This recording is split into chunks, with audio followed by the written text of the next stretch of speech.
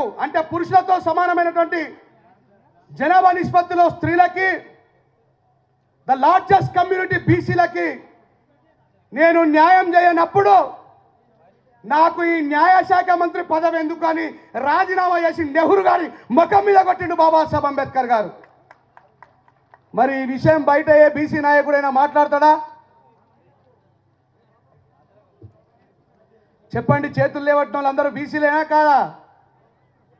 ఎక్కడైనా ఈ దేశంలో అంబేద్కర్ గారు ఈ దేశానికి మొట్టమొదటి న్యాయశాఖ మంత్రి పదవిని స్త్రీల కోసము బీసీల కోసము రాజీనామా చేసి నెహ్రూ గారి ముఖం మీద కొట్టిండు అని ఏ బీసీ నాయకుడైనా ఏ మహిళా నాయకురాలైనా మాట్లాడగా మీరు విన్నారా? అంబేద్కర్ అంటే మాలామాదిగల నాయకుడు. అంబేద్కర్ రాసిన భారత రాజ్యాంగం మాలామాదిగల పుస్తకం. ఒకసారి మీ చేతిలో ఉన్నటువంటి గూగుల్ని ప్రశ్నించండి, who is the first law minister of India అని డాక్టర్ బిఆర్ అంబేద్కర్ గారు అని చెప్తుంది. ఇలా బాబాసాహెబ్ అంబేద్కర్ గారికి సంబంధించిన చాలా సుదీర్ఘ విషయాలు మెజార్టీ ప్రజల కోసం త్యాగం చేసినటువంటి బీసీలకే తెలియదు. ఇప్పటికీ చాలా మంది బీసీలకు 27% రిజర్వేషన్. నిజమే మాలామాదిగల నాయకుడని మీరు అంటున్నారు బాబాసాహెబ్ అంబేద్కర్ గారిని. నిజమే, మాలామాదిగల ఇంటనే బాబాసాహెబ్ అంబేద్కర్ గారు పుట్టిండు కాదనట్లేదు. కానీ ఈ దేశంలో అందరికంటే ఎక్కువ రిజర్వేషన్ ఈ మాలామాదిగల నాయకుడు అని చెప్పి మీరు అంటున్నటువంటి వ్యక్తి ఎవరికి ఇచ్చిండు? 27% ఎక్కువనా, 15% ఎక్కువనా, 7% ఎక్కువనా? చెప్పండి అందరు. అందుకే అడిగిన ఫస్ట్ ఎంతమందికి తెలుగు వస్తుందని. 27% ఎక్కువనా, 15% ఎక్కువనా, 7% ఎక్కువనా? 27% తిన్నటువంటి బీసీలు. ఓ నా బీసీ సహోదరులారా, మీ ఇళ్లల్లో అందరికంటే ముందు ఉండాల్సిన ఫోటో బాబాసాహెబ్ అంబేద్కర్ది. మీ హక్కులను కాలరాసిన దుర్మార్గుల ఫోటో మీ ఇళ్లలో పెట్టుకున్నారు, గుర్తుపెట్టుకోండి అని చెప్తా ఉన్నా. ఇక మన ఆడవాళ్ళకైతే ఏం తెలియదు. మన ఆడవాళ్ళకంటే డిస్క్రిమినేషన్ అందరికంటే ముందు ఎదుర్కొన్నటువంటి వ్యక్తి ఎవరు? ఇందాకే చెప్పిన, గుడిలోకి రాకుండా అందరికంటే ముందు వివక్షత ఎదుర్కొన్నటువంటి వ్యక్తి ఎవరు ఈ దేశంలో? ఇందిరాగాంధీ గారు మాలోళ్ళమేనా? చెప్పండి, మాదిగోళ్ళమేనా? ఎస్టీలామేనా? కుమ్మరామేనా? కమ్మరామేనా? బలిజామేనా? రెడ్డామేనా? వెలుమామేనా? ఈ దేశంలో ఒక అందరికంటే పెద్ద కులం అంటున్నటువంటి ఇందిరాగాంధీ గారిని రానివ్వలేనటువంటి పరిపాలన ఆనాటి నుంచి ఈనాటికి కొనసాగుతూనే ఉన్నది, గుర్తుపెట్టుకోండి. అట్లా బాబాసాహెబ్ అంబేద్కర్ గారిని ఏ గవర్నమెంట్ ప్రమోట్ చేయలేదు.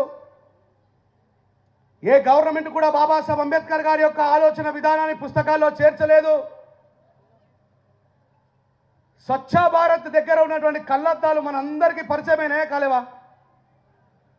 బాత్రూమ్ దగ్గరకు పోగానే గాంధీ గారు కళ్ళద్దాలు పెడతారా పెట్టరా? బొమ్మ గించుతారా గీయరా? ప్రభుత్వం అనుకుంటే అంబేద్కర్ గారు ఇప్పటికే అందరికీ పరిచయం కాకుండా పోయినా గాంధీ గారి కళ్ళద్దాన్ని పరిచయం చేయించిరా లేదా? చెప్పండి. అంటే ఈ ప్రభుత్వాలకి బాబాసాహెబ్ అంబేద్కర్ గారు అంటే భయం. ఎందుకు? అది ఏ ప్రభుత్వమైనా కావచ్చు, లోటపిస్తుంది.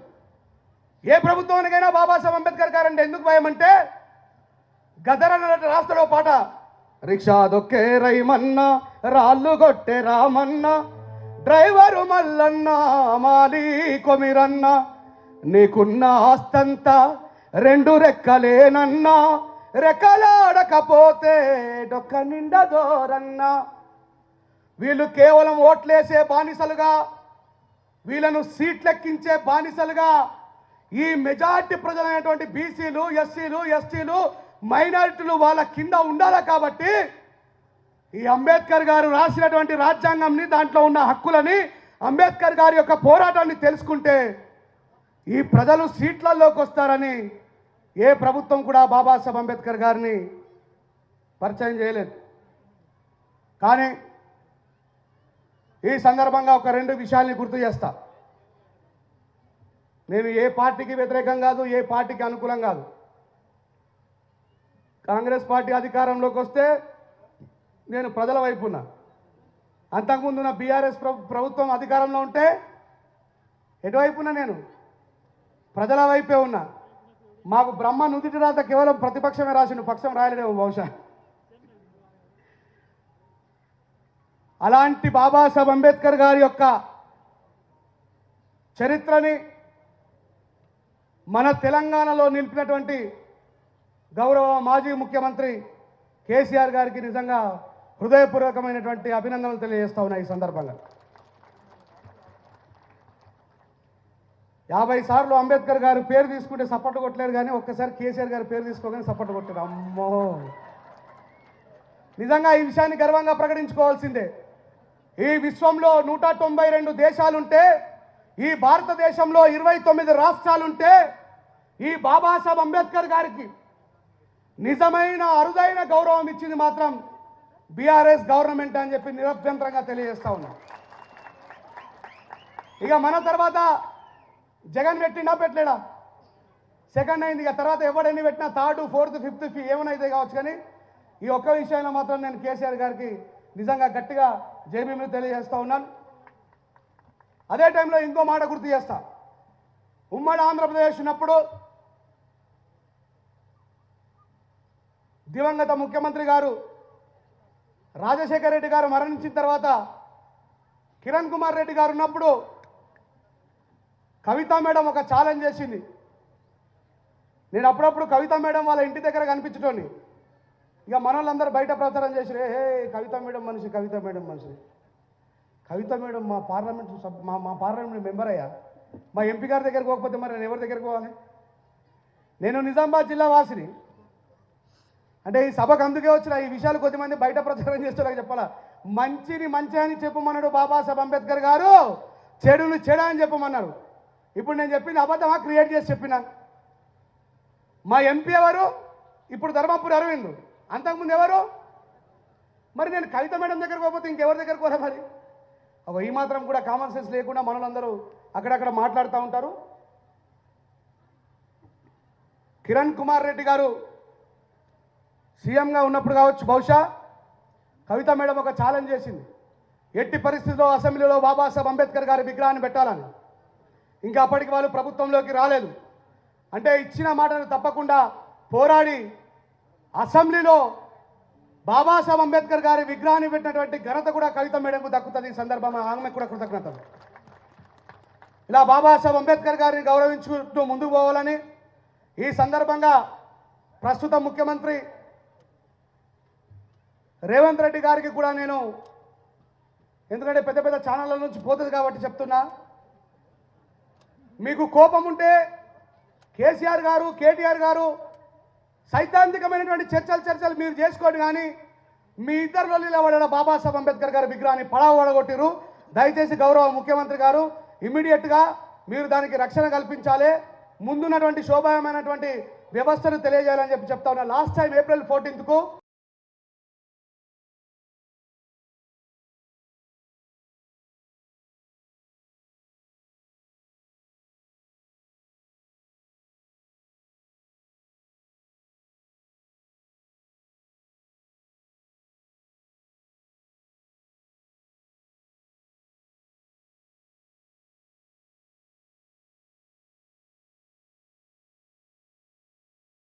తొందరగానే మీకు వీలైతే బీఆర్ఎస్ గవర్నమెంట్ కంటే ఎక్కువగా మంచి అభివృద్ధి, మంచి పనులు బాబాసాహెబ్ అంబేద్కర్ గారి ఆ ప్రాంతంలో చేసి మీ చిత్తశుద్ధిని నిరూపించుకోవాలని చెప్పేసి కోరుకుంటూ, మరి ఈరోజు తాండాలలో మొదలైనటువంటి ఈ విప్లవాన్ని దాస్ నాయక్ తాండా కాదు, ఇది దాస్య విముక్తి తాండా అనేటువంటి విషయాన్ని గుర్తుపెట్టుకోండి.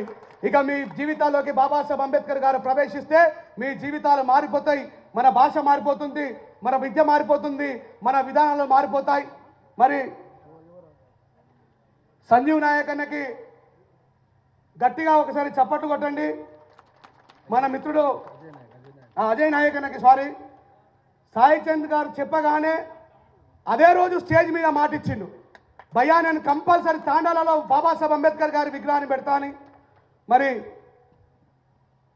వ్యక్తిగతమైనటువంటి కారణాలు ఏమో తెలియదు, కానీ విగ్రహం పెట్టడానికి కొంచెం ఆలస్యమైనప్పటికీ కూడా విగ్రహాన్ని పెట్టడంలో విజయం సాధించినటువంటి నా మిత్రులందరికీ, ఇదేం మన యూత్ ఏది సేవాలాల్ సేనకి మరి హృదయపూర్వకంగా జైభీములు తెలియజేస్తా ఉన్నా. మిత్రులారా, ఏ సేవాలాల్ సేన ఆధ్వర్యంలో అయితే బాబాసాహెబ్ అంబేద్కర్ గారిని మీ తాండాకి తీసుకొచ్చిర్రో, చదువుకున్న వ్యక్తులుగా బాబాసాహెబ్ అంబేద్కర్ గారి రుణగ్రస్తులుగా ప్రతి తాండాలోకి వెళ్ళి చెప్పండి.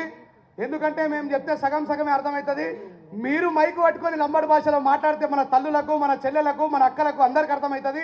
ఈ బాధ్యతని బాబాసాహెబ్ అంబేద్కర్ గారి విగ్రహాన్ని పెట్టడంతోనే కాకుండా అంబేద్కర్ గారి యొక్క ఆలోచన విధానాన్ని కూడా తాండాలలోకి ప్రచారం చేయడంలో మీరు అందరూ ముందుకు రావాలని మనస్ఫూర్తిగా కోరుకుంటూ మరొకసారి కాపాడుకుంటాం భారత రాజ్యాంగాన్ని, చెప్పాలి, కాపాడుకుంటాం భారత రాజ్యాంగాన్ని. Thank you very much. ఈ అవకాశం ఇచ్చినటువంటి వాళ్ళకి జై భీమ్, జై భారత్. Thank you. ఇప్పుడే వచ్చేసినటువంటి మాజీ హోంశాఖ మంత్రులు